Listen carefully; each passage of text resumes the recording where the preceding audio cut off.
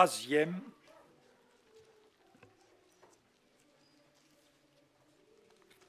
Michael, on va mettre un petit peu fort. Merci. Chapitre troisième, verset 17e. C'est le Seigneur qui s'adresse à l'église de Laodicée. Elle prend soin de ces églises locales. Parce que tu dis, je suis riche, je me suis enrichi et je n'ai besoin de rien. Dans la première épître de Paul aux Thessaloniciens, là c'est encore une église locale,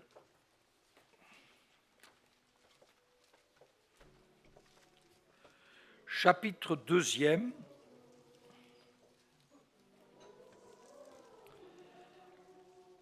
à partir du verset 1er, vous savez vous-même, frères, que notre arrivée chez vous n'a pas été sans résultat. Après avoir reçu des outrages à Philippe, comme vous le savez, nous prîmes de l'assurance en notre Dieu pour vous annoncer l'évangile de Dieu au milieu de bien des combats, car notre prédication ne repose ni sur l'erreur, ni sur des motifs impurs, ni sur la fraude, mais selon ce que Dieu nous a jugés dignes de nous confier l'Évangile. Ainsi nous parlons, non comme pour plaire à des hommes, mais pour plaire à Dieu qui sonde nos cœurs. Nous retenons, Dieu nous a jugés dignes de nous confier l'Évangile. Et une dernière lecture dans le livre de l'Apocalypse, au chapitre 22e, verset 16e, c'est Jésus qui fait la conclusion du dernier livre de l'Apocalypse. Moi, Jésus, j'ai envoyé mon ange pour vous attester ces choses dans les églises. Je suis le rejeton et la postérité de David, l'étoile brillante du matin, et l'esprit et l'épouse disent « Viens ». Et que celui qui entend dise « Viens ». Et que celui qui a soif vienne, que celui qui veut prenne de l'eau de la vie gratuitement. Le verset 16e, Jésus atteste ces choses dans les églises. Et on retrouve encore, jusqu'à la fin, les églises locales. Ce matin, j'aimerais partager avec vous un message d'espoir pour un monde dans la désespérance. je me suis posé la question, y a-t-il des églises qui soient incrédules? Chacun d'entre nous va dire, il n'y a aucune église locale qui ne soit incrédule. Je le souhaite. Qu'est-ce que j'appelle une église incrédule? C'est une église qui ne croit pas à l'inspiration de la Bible, ni à son autorité, qui ne croit pas au baptême du Saint-Esprit avec le signe initial qui est le parle en langue, ni aux dons spirituels et à l'exercice, ni à la guérison divine, etc., etc. L'apôtre nous montre qu'en réalité, Dieu nous a jugés dignes. Avant de nous confier l'Évangile, nous avons été éprouvés. Ce n'est pas rien de nous confier l'Évangile. Je me souviens, c'était le 17 juin 1965, c'est comme si c'était hier, le pasteur m'a demandé d'apporter une exhortation à la réunion de prière. Du moment où il m'a demandé cela, j'ai très peu dormi à cause de cette responsabilité. Et lorsque j'ai apporté la parole, un ancien est venu me voir, il m'a dit « c'est très très bien ce que tu as dit ». Alors j'étais très content, mais vraiment content. Et puis, il y a des années de cela, j'ai regardé mon premier message qui était donc celui-ci. Et quand je l'ai relu, j'ai dit, qu'est-ce que tu as pu couper des oreilles aux frères et sœurs? La dureté. J'avais honte de moi-même. Oui, j'ai fait beaucoup de progrès depuis, hein, et heureusement. Mais bien aimés, avant de nous confier l'Évangile, Dieu nous a éprouvés. Et l'apôtre dit, il nous a jugés dignes, porter l'Évangile. L'église de Laodicée, parmi les 7 églises où le pasteur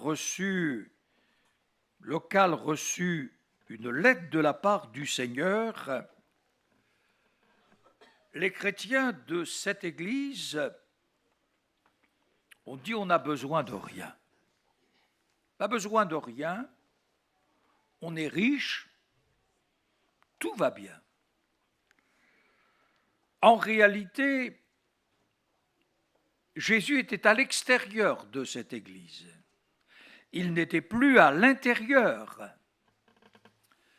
Et il frappait à la porte des cœurs. Si quelqu'un entend ma voix, eh bien, et qu'il ouvre son cœur, je frappe, on va souper ensemble. Il parle d'une communion. Et je crois que c'est là quelque chose de merveilleux, c'est qu'en réalité, nous devons réaliser quels sont les besoins de l'Église pour transmettre un message d'espoir pour un monde dans la désespérance. Jésus, dans cette merveilleuse prière sacerdotale qui nous est révélée, dit au Père, « Je leur ai donné ta parole ». Et il ajoute, « Ta parole est la vérité ». L'apôtre pouvait dire, Paul, toute écriture. Deuxième épître de Paul à Timothée, chapitre 3e, verset 1er, toute écriture. Du livre de la Genèse jusqu'à l'Apocalypse est inspirée de Dieu, est utile pour enseigner, pour convaincre, pour corriger, pour instruire dans la justice. La Bible, elle n'est la propriété d'aucune religion. Elle est le don de Dieu à l'humanité. Que ferions-nous, bien-aimés dans la foi, si nous n'avions point la Bible, la parole de Dieu? Que ferions-nous? Alors imaginez, et au cours de mes voyages, et aussi dans cette grande ville, il y a des personnes qui ne croient pas à la nécessité de l'Église locale. Alors prenez un ciseau, un crayon,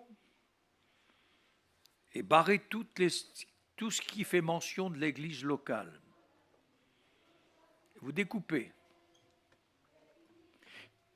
Quelqu'un dit, je ne crois pas au baptême dans le Saint-Esprit.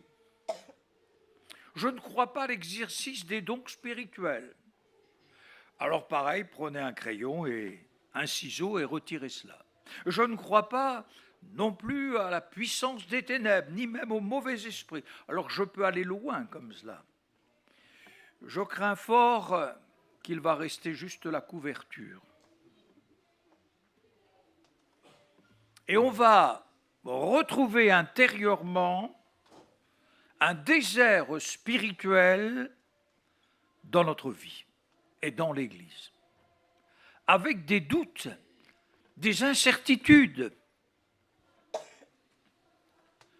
Mais en réalité, nous croyons dans la parole de Dieu. Il est vrai qu'il faut le dire. Il y a des choses qui ne sont pas jolies, qui ne sont pas nobles. Mais Dieu ne nous a pas caché la vérité sur ces choses dans l'Église. Que ce soit dans l'Ancien Testament, le Nouveau Testament, nous avons besoin de serrer la parole de Dieu dans notre cœur. Dimanche dernier, nous avons vécu des moments aussi merveilleux et nos jeunes revenaient du Zénith de Clermont-Ferrand.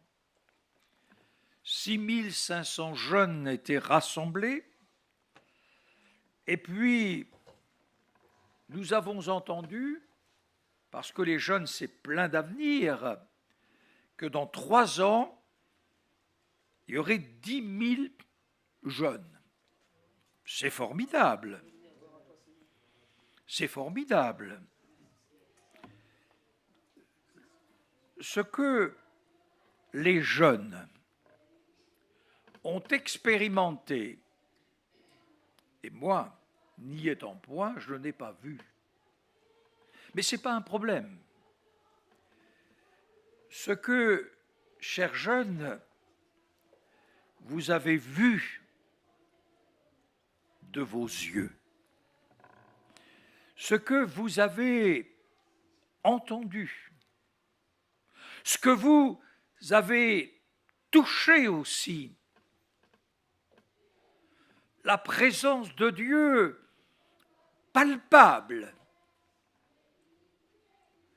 J'ai vu dans cette maison de prière, j'ai vu aussi dans les grandes campagnes d'évangélisation sur les places publiques la présence de Dieu aussi palpable. Ce que vous avez vécu, ce que vous avez reçu a marqué votre jeunesse, a marqué votre jeunesse. Jamais vous ne pourrez oublier ce que vous avez vécu avec ensemble sous le regard de Dieu, et vous êtes tous partis avec la soif de vivre quelque chose de nouveau et que le nom du Seigneur soit glorifié. Je disais, vous avez reçu, et ça a marqué votre jeunesse. L'apôtre Jean, qui, on le sait, comment il fut appelé par Jésus, au même titre que les autres 11 apôtres, ça les a marqués. Et chemin faisant, Jean, serviteur de Dieu à Éphèse à cette époque, a peut-être 85, 87 ans, peu importe, il se rappelle de ce qui a marqué sa vie. Puisque dans cette première épître de Jean, chapitre 1er, voici ce qu'il dit.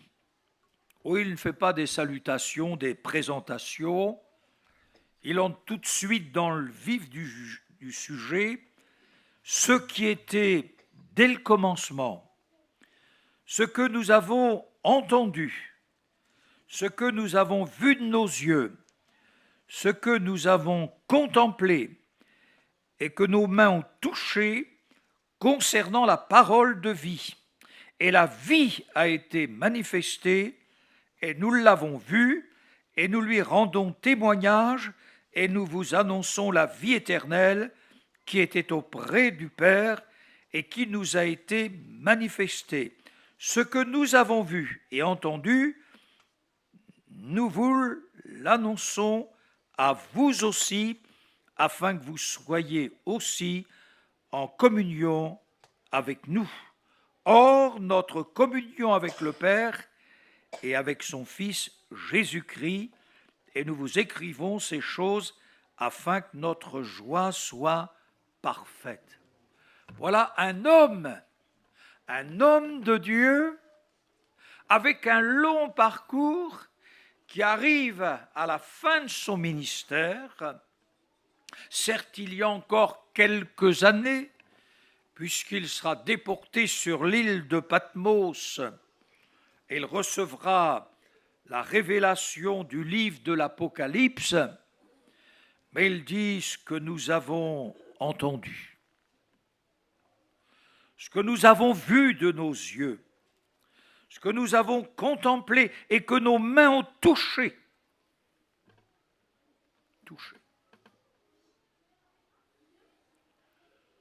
Vous seriez, je pense, choqués si nous avions été au temps de Jésus, et là, ils sont ensemble, et voici que le comble de l'histoire, Jean se met sur la poitrine de Jésus. On dit, c'est de l'incorrection, ça. Vous vous rendez compte? Alors imaginez, on est là en cercle, assis, partageant un goûter, et tout à coup, un frère vient se mettre sur ma poitrine. Oh là là, moi je serais indisposé. Et ma femme me regarderait aussi. Mais qu'est-ce que c'est que ce travail? Oui, il y avait quelque chose que nous avons vu de nos yeux. Ce que nous avons contemplé, la montagne de la transfiguration, ce que nos mains ont touché. Oui, bien-aimé dans la foi, il a été marqué comme les autres ont été marqués. Et dans notre vie spirituelle, nous avons été marqués. Il y a eu des périodes difficiles. Et puis, nous étions peut-être sur le point d'arrêter notre course, blessés intérieurement, aussi découragés par toutes sortes de choses.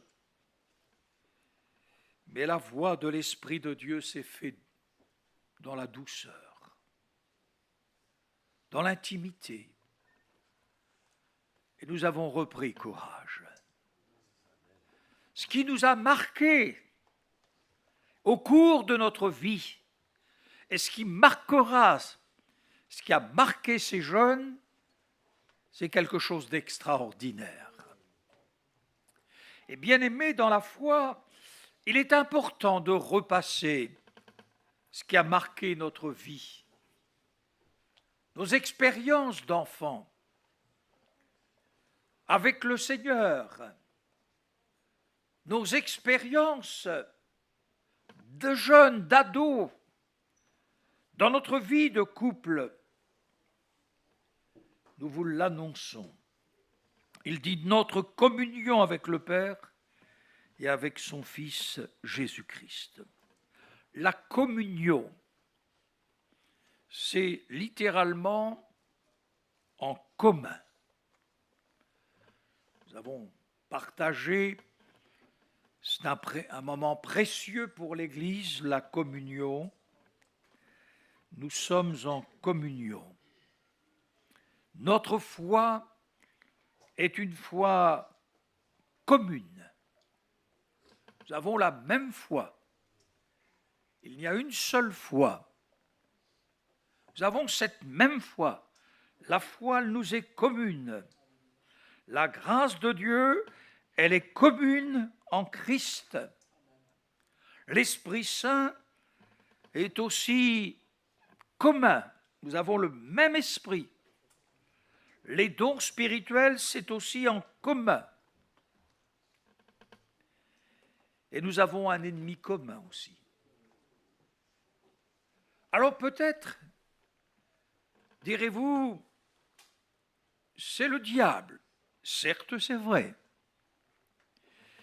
Mais Jean, dans cette même épître, s'adresse petits-enfants, il s'adresse aux pères, et il s'adresse aux jeunes gens. Et j'aime quand c'est adressé aussi aux jeunes gens, parce qu'il y a des choses extraordinaires.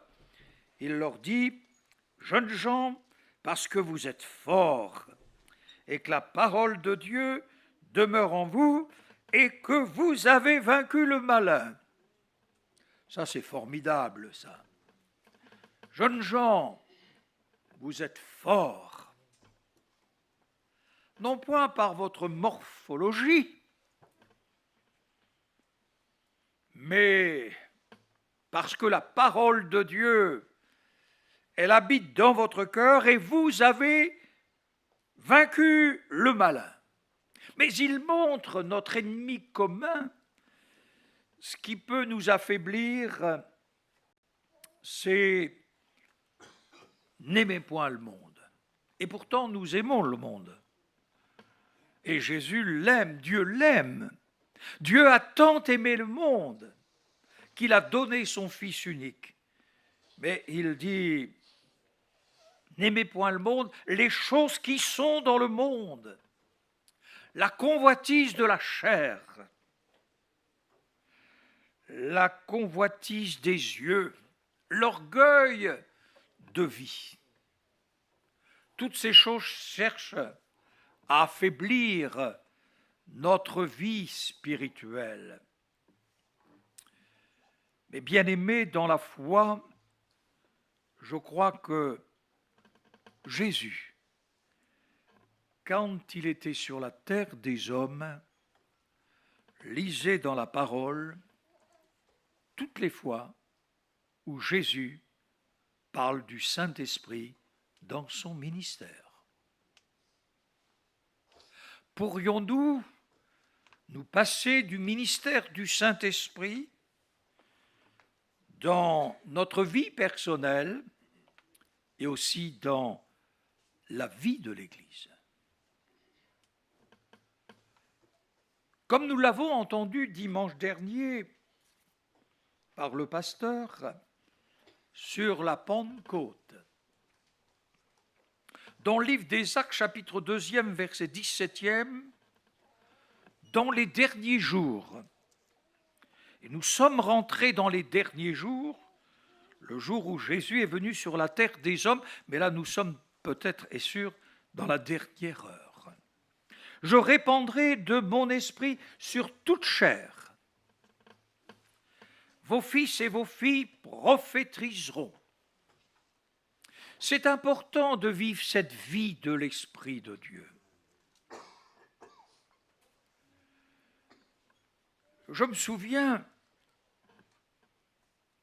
d'une jeune fille qui était dans un lycée interne parce que ses parents habitaient dans le monde rural. Ils étaient environ 27 le soir dans différentes chambres et il y avait séance de spiritisme. C'est jeune. Et elle, à la fin, elle est rentrée, elle est partie. Quand le cœur est vide, il y a une recrudescence de l'occultisme.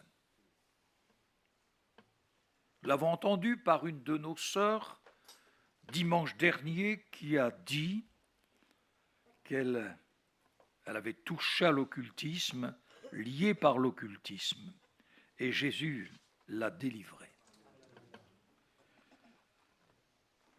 Et bien aimé, je me souviens, entre autres, lorsque une jeune fille dit à sa maman, rentrant de cours, « Tu sais, maman, on a fait parler ceci et cela, on a fait parler le démon. » Et elle dit, « Maman, si tu veux, je vais te faire ce qu'on a fait. » Et la mère, incrédule, ayant perdu toute foi dans les religions, elle assiste à cela. Et là, elle commence à avoir la foi dans ce qu'elle vient de vivre. Mais elle ne sait pas discerner si c'est occulte, si c'est lumière ou autre.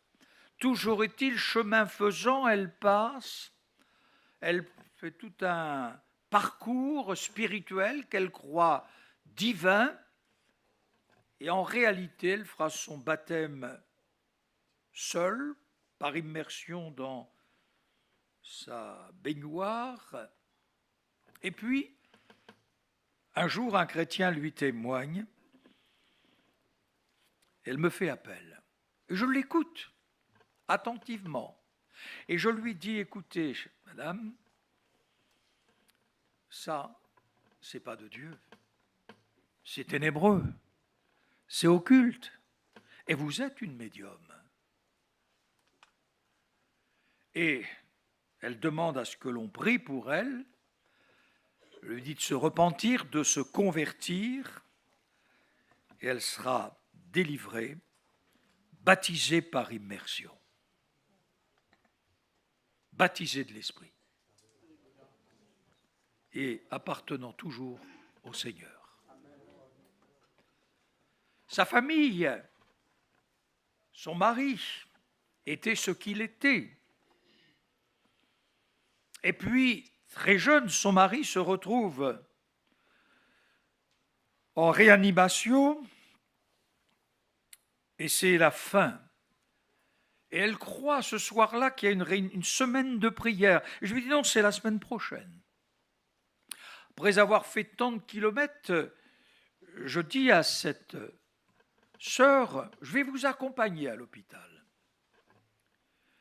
Et puis, elle rentre, elle ressort, je rentre. Et l'infirmière me dit, moi je ne comprends pas. Je ne comprends pas parce qu'elle est malheureuse avec cet homme. Cet homme la frappe. Là, il va partir d'un moment à l'autre et elle pleure. Et je dis à cette infirmière, c'est pas avec des cœurs durs qu'on ressuscite les morts. Et je lui explique le pourquoi. Cet homme, nous avons prié, quelques instants après, Dieu est intervenu. Et cet homme a été baptisé et toujours vivant aujourd'hui. Oui, il y a une puissance ténébreuse qui est exactement le contexte de ce que Dieu fait. Mais jeunes gens et jeunes filles, c'est ce que Dieu dit, c'est qu'il répand son esprit. Vos fils et vos filles prophétiseront, vos jeunes gens auront des visions, et vos vieillards des songes. Oui, sur mes serviteurs et sur mes servantes, dans ce jour-là, je répandrai de mon esprit et ils prophétiseront. Voilà tout l'ensemble. Quel que soit notre âge, nous devons vivre cette vie de l'esprit. Avec respect, quelques personnes venant pour la première fois dans nos cultes sont un petit peu amenées à l'interrogation de cette louange collective, individuelle. Alors, moi qui étais un anticlérical, quand je suis venu pour écouter l'Évangile, j'étais surpris de ce qu'on tutoyait Dieu. J'avais beaucoup été élevé dans le vouvoiement envers Dieu, et le vouvoiement aussi avec les adultes. J'avais du mal au départ à tutoyer Dieu. C'était dur, hein? Il y a des choses qui peuvent... Alors je dis des fois, vous savez, hein, avec respect je dis cela, mais c'est dans les cimetières que le silence existe. Hein. On ne loue pas Dieu dans les cimetières. Les morts ne célèbrent pas Dieu, dans la Bible nous le dit. Et il faut qu'il y ait la vie de l'esprit. Je reconnais qu'il y a eu de l'exagération parfois. Mais nos cultes, quand ils sont conduits avec sagesse et que chaque chrétien, avec sagesse, loue le Seigneur, adore le Seigneur, c'est quelque chose qui est merveilleux. L'apôtre Paul parle des dons spirituels. Il dit, lorsque quelqu'un entre, Dieu est réellement là quand les choses sont dévoilées. Et il y a des choses formidables, des choses magnifiques. Nous avons entendu des dons spirituels. Une fois, une femme, elle va acheter une arme blanche pour tuer son mari qui était infernal. Et elle passe devant l'église, elle entend des chants et elle rentre. Elle a à peine mis les pieds dans l'église qu'un don spirituel, c'était le moment de la louange, dévoile ce qu'elle vient de faire avec l'arme blanche en vue de faire avec son arme blanche. Elle s'est repentie et elle s'est convertie. Il y a de l'exagération parfois. Mais dans le livre des Proverbes, il est écrit « Faute de bœuf, l'étable est propre ». Et parfois, si on veut tout propre au milieu de nous, va ne plus permettre à rien de se faire. Mais Dieu est souverain. Et nous sommes des hommes sages, des femmes sages. Et il est arrivé qu'il y eut manque de sagesse. Et je repris délicatement, tête à tête, dans la semaine qui a suivi, en disant « Frère, vous n'étiez pas dans la note. Sœur, vous n'étiez pas dans la note. Je vous demande d'arrêter pour l'instant de prier et d'écouter si c'est conforme, etc. » L'apôtre pouvait dire aux Thessaloniciens, n'éteignez pas l'esprit. Ne méprisez pas aussi les prophéties. Un soir, nous étions en vacances avec nos enfants. Nous assistions à la réunion de prière et il y avait maintenant, ces enfants sont des adultes mariés. Et il y en a un qui s'est approché vous savez, on était au fond du lieu de culte. Il a pris l'extincteur, il s'est approché, il voulait asperger tout le monde.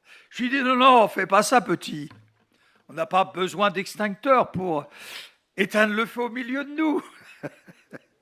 Le feu, il est spirituel, gloire à Dieu. Il est spirituel, le feu. Que le nom du Seigneur soit glorifié. Vous le savez comme moi, le 1er janvier 1901, Charles Parham mis au défi des étudiants de Topeka au Kansas d'étudier les Écritures, les actes, dans une grande maison inachevée qui s'appelait la Folie de Stone. Au bout d'un certain temps, ils ont reçu le baptême du Saint-Esprit, ils parlaient une nouvelle langue. Ils ne savaient pas ce qu'ils disaient. Bien sûr, ils se sont fait mettre dehors de leur église. Peu importe. Ce n'est pas ça le problème, c'est que ça a embrasé le monde entier et le Saint-Esprit continue d'embraser le monde entier. Personne ne peut arrêter. J'ai lu quelqu'un qui parlait en langue, qui ne connaissait pas le français. Et tout à coup, cette personne dit dans le parlant en langue, « Prépare-toi, Jésus revient ». Et un Français qui est là, parlant le français, entend cela en français. C'est bouleversant. Le parler en langue, c'est sérieux. C'est le don des langues. Et nous croyons que le signe initial, c'est le parler en langue. Bien-aimé, Paul pouvait dire aux Colossiens, « L'Évangile est au milieu de vous, et dans le monde entier, et il parle, il porte des fruits, et il va grandissant. » Réfléchissons. Je crois qu'il y a 194 nations. Dans le monde entier, l'Évangile est répandu. Même dans les endroits les plus reculés, même dans les endroits où tout est fermé, tout est barricadé, où la persécution est intense, le feu de Dieu, on ne peut pas l'arrêter. On ne peut pas arrêter la consécration et le zèle, bien-aimé. Je voudrais terminer quand l'apôtre Paul dit à Timothée, ranime le don de Dieu. Ranime la flamme de Dieu. Ranime la flamme de Dieu.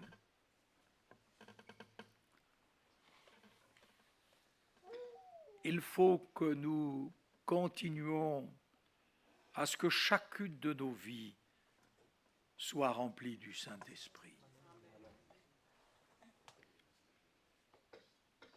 Oui, Dieu est bon. Dieu est bon. Ranime la flamme. L'image est peut-être inappropriée, mais elle est réelle. Mon épouse, elle avait une belle plante. Une plante qui avait un siècle. Un siècle. 100 ans. C'est sa maman qui lui avait remis cette belle plante. Et mon épouse a toujours veillé sur cette plante. Et puis, pendant les vacances, est arrivé ce qui n'aurait jamais dû arriver. Elle l'a mis dans un endroit, et quand elle est rentrée, la plante était pratiquement terminée. Et avec quelques pousses, elle a des mains formidables, la plante, elle est en train de revivre. À partir de quelques plantes. Le Seigneur n'éteint pas le lumignon qui fume. Encore. Il ne brise pas le roseau cassé. Il veut faire revivre. Il veut absolument que le chrétien rempli de l'Esprit marche avec Dieu et parle avec lui. Et la fête de la Pentecôte était liée à la moisson et le jour de la Pentecôte lié à la moisson spirituelle. Et je veux croire que le Seigneur est celui qui va continuer à travailler avec les moissonneurs, avec chacun et chacune d'entre nous. Que Dieu vous bénisse, que Dieu vous donne sa grâce, sa bénédiction en abondance. Ranimons la flamme, croyons à l'autorité de la parole de Dieu, à l'inspiration de la parole de Dieu. Oh, que Dieu vous bénisse, qu'il me bénisse, quel que soit notre âge, que Dieu vous bénisse. Nous prions Dieu, gloire à Dieu. Gloire à Dieu, vous pouvez vous lever si vous avez besoin de la grâce de Dieu. Nous nous levons tous ensemble. Alléluia. Oui, Seigneur, nous sommes unis dans la foi. C'est toi qui nous as unis. Et nous te remercions parce que ce que nos jeunes ont vécu, Seigneur, permet qu'ils gardent leur vie est marquée par cela. Nous sommes attachés à l'Église locale parce que tu en es le chef suprême. Les églises locales sont dans ta main, Seigneur. Nous sommes dans le corps de Christ. Oh, nous te bénissons parce que nous sommes scellés par le Saint-Esprit. Que ton nom soit glorifié, adoré à tout jamais, au siècle des siècles. Et ensemble, nous te demandons de nous visiter par l'Esprit Saint. Nous te demandons de nous renouveler dans l'Esprit Saint. Nous te demandons de nous faire grâce dans le beau nom précieux de Jésus.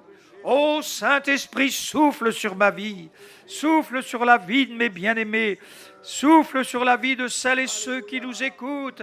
Fais-nous grâce, Seigneur. Fais revivre, Seigneur, dans nos cœurs cette flamme de l'Esprit de Dieu. Baptise dans l'Esprit Saint. Oui, baptise dans l'Esprit de Dieu. Merci parce que nous croyons que tu es celui qui sauve, tu es celui qui guérit, tu es celui qui baptise, tu es celui qui revient bientôt. Que ton nom soit glorifié, adoré à tout jamais, au siècle des siècles. Amen. Amen. Gloire à Dieu. Vous pouvez prendre place. Une surprise